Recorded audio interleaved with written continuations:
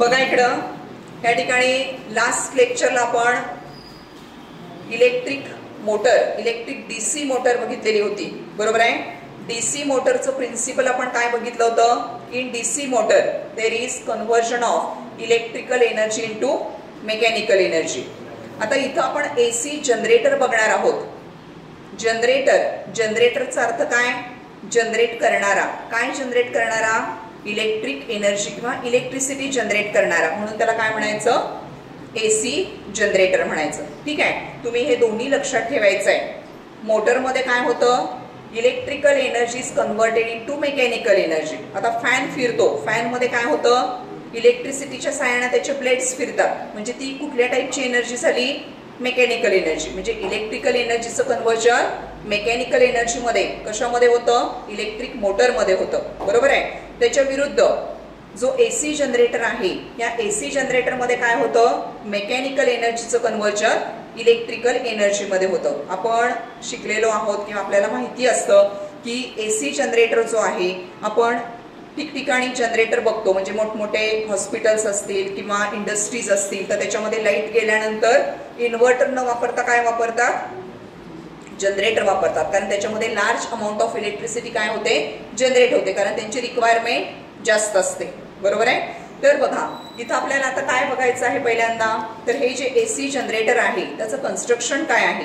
ठीक आहे. तर इथं डायग्राम मी ऑलरेडी काढलेली आहे. याच्यामध्ये बघा दोन मॅग्नेट्स आहेत, एन पोल आणि एस पोल. हे समोर असतील अशा पद्धतीने ते प्लेस केलेले आहेत. त्या दोन मॅग्नेटच्या पोल पिसेसच्या मध्ये काय ठेवलेली आहे. Rectangular coil. रेक्टँग्युलर कॉईल कशी तयार केली जाते. Copper wire. It is wounded around the iron core. आणि ही कॉईल बनवली. त्या कॉईलचं नाव काय दिलंय. ABCD, बरोबर आहे. आता बघा कॉईल जी आहे, या कॉईलची जी दोन टोकं आहेत किंवा जे दोन आर्म्स आहेत, एक आर्म शॉर्ट आहे आणि एक आर्म लॉंग आहे. जो शॉर्ट आर्म आहे तो शॉर्ट आर्म या ठिकाणी इथं जी रिंग वापरलेली आहे त्या रिंगला काय म्हणायचं. Slip ring. पूर्ण रिंग आहे. अशा दोन रिंग्स आहेत. R1 आणि R2 पूर्ण. आपण मोटरमध्ये काय बघितलं होतं. अर्ध्या रिंग्स, म्हणजे एक रिंग आहे त्याचे दोन तुकडे, हाफ पार्ट्स, त्याला काय म्हटलं होतं. Split ring. इथं काय म्हणायचं. Slip ring. तर मग या ठिकाणी दोन रिंग्स वापरलेले आहेत. एक आहे R1, दुसरी आहे R2, बरोबर आहे. R1 ला काय जोडलेला आहे. इथं ब्रश जोडलेला आहे, कार्बन ब्रश B1, आणि R2 ला काय जोडलेला आहे. कार्बन ब्रश B2, बरोबर आहे. म्हणजे या कॉईलची AB जी ब्रँच आहे ती कोणाला जोडलेली आहे. B1 ला जोडलेली आहे आणि indirectly through to the R1, किंवा R1 ला जोडली. कशामधून जोडली. B1 मधून जोडली. आणि जी लॉंग ब्रांच आहे CD, it is connected to R2 through B2. ठीक आहे. तर हे लक्षात घ्या. आता R1 आणि R2 याच्या दोन रिंग्स आहेत. या दोन रिंग्स ऍक्सल वरती फिट केलेल्या आहेत. एक लोखंडी रॉड आहे आणि त्याच्यावरती ह्या दोन रिंग्स अशा फिट केलेल्या आहेत. त्या लोखंडी रॉडला काय म्हटलं. ऍक्सल म्हटलं. तो ऍक्सल जो आहे तो एका मशीनला जोडलेला आहे, कारण त्या ऍक्सलला फिरवायचं आहे, बरोबर आहे. कारण इथं काय करायचं आहे. मेकॅनिकल एनर्जी वापरून त्याचं कन्व्हर्जन इलेक्ट्रिकल एनर्जी मध्ये करायचं आहे, बरोबर. आता बघा या ठिकाणी हे जे B1 आणि B2 हे दोन ब्रशेस आहेत, हे कुठं जोडलेले आहेत. गॅल्व्हानोमीटर. गॅल्व्हानोमीटर हे जे इन्स्ट्रुमेंट आहे हे काय डिटेक्ट करतं. सर्किट मध्ये करंट फ्लो होतोय की नाही हे एक, आणि दुसरं करंटची डायरेक्शन इंडिकेट करतं. आपल्याला इथं काय बघायचं आहे. करंट फ्लो होतोय की नाही ते पण चेक होतं, आणि कुठल्या दिशेला करंट वाहतोय हे पण चेक होतं. ठीक आहे. सो ही जी कॉईलची दोन टोकं आहेत, ही दोन टोकं कशाला जोडलेली आहेत. गॅल्व्हानोमीटरला जोडलेली आहेत, बरोबर. तर हे काय झालं. दिस इज द कन्स्ट्रक्शन. लक्ष द्या इकडं. आता बघा या ठिकाणी वर्किंग कसं चालतं. ठीक आहे. पहिल्यांदा काय होतं बघा.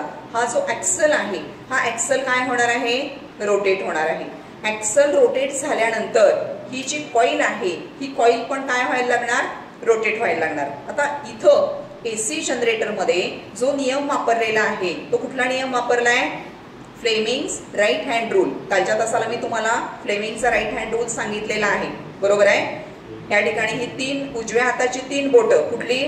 थंब, त्यानंतर ह्याला म्हणायचं इंडेक्स फिंगर आणि ह्याला म्हणायचं middle finger. They are stretched in such a way that they are perpendicular to each other. Thumb indicates the direction of motion of conductor. This index finger indicates the direction of magnetic field at that time. The middle finger indicates the direction of electric current. तर ह्या नियमाचा वापर इथं केला जातो. आता इथं काय होतं बघा, ज्या वेळेला ॲक्सल रोटेट होतो त्यावेळेला ही जी ब्रांच AB आहे ही ब्रांच AB वर येणार आहे पहिल्यांदा आणि CD खाली जाणार आहे. बरोबर आहे. AB वर आणि CD खाली. मग त्यावेळेला राईट हँड रूलनुसार, फ्लेमिंगच्या राईट हँड रूलनुसार करंटची जी डायरेक्शन आहे फ्रॉम A टू B आणि C टू D, म्हणजे करंट कसा वाहणार आहे A B C D. बरोबर. आणि तिथून तो करंट कुठं जाणार आहे इन द ब्रश B2 आणि B2 मधून कुठं जाणार आहे B1 कडं. कशामधून जाणार आहे गॅल्व्हॅनोमीटर मधून.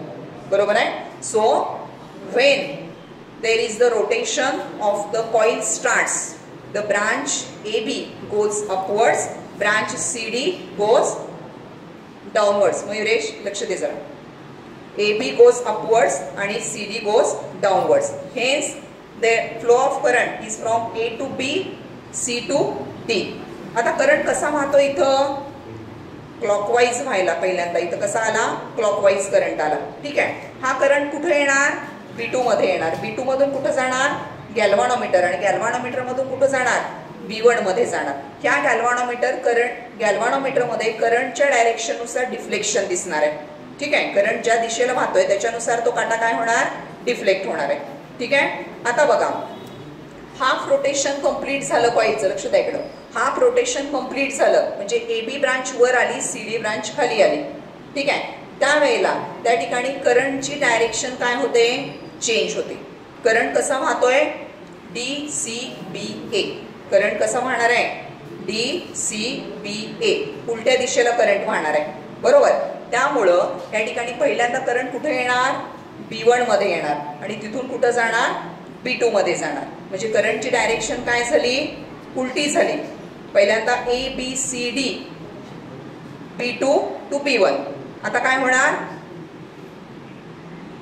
DCBA B1 to B2. करंटची डायरेक्शन बदलली की नाही. ह्या गॅल्व्हॅनोमीटर मध्ये पण डिफ्लेक्शन काय होणार अपोजिट डायरेक्शनला होणार. म्हणजे एक लक्षात घ्या इथं करंटची डायरेक्शन काय होते एव्हरी हाफ रोटेशन करंटची डायरेक्शन काय होते चेंज होते. परत AB पूर्ववत झालं, परत अपवर्ड डायरेक्शन ABCD, परत DCBA, परत ABCD DCBA. काय होतंय करंटची डायरेक्शन चेंज होत राहते आणि इलेक्ट्रिक करंट काय होतोय जनरेट होतोय. मेकॅनिकल एनर्जीचं कन्व्हर्जन कशामध्ये होतंय इलेक्ट्रिकल एनर्जीमध्ये होतंय. So this is about the principle construction and working of AC generator. तर अतिशय महत्त्वाचा पॉईंट आज आपण कव्हर केलेला आहे. ठीक आहे.